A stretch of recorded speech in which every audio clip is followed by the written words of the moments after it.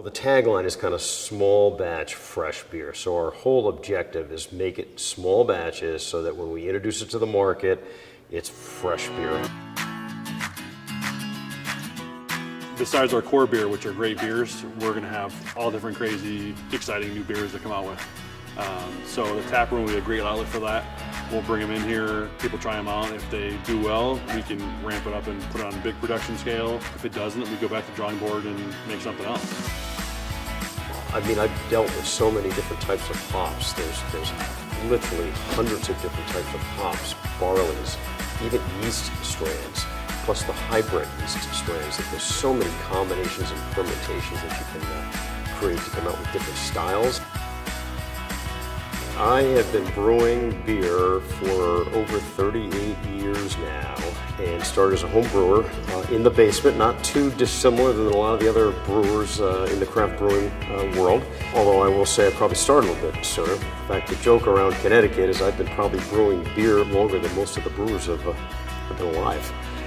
If I was working in another brewery, I'd be making whatever recipes they had, and that's probably it. It's a work in progress in every recipe because you want to make it better.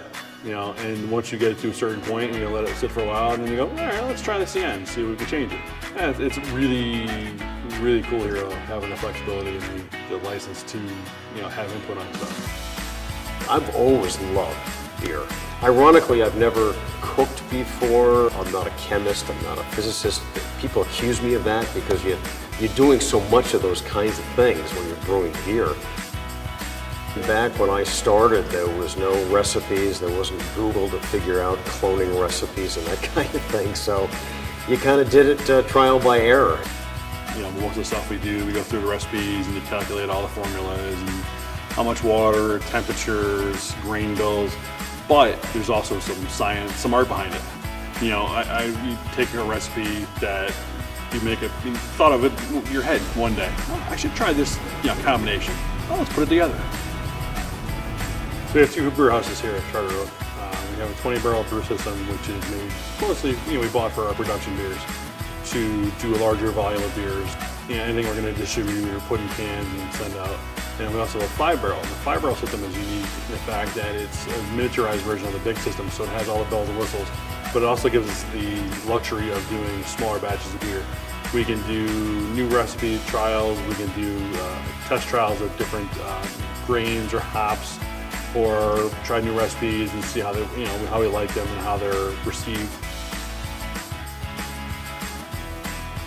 We got beer in the tanks. We're ready for the crowds to come in.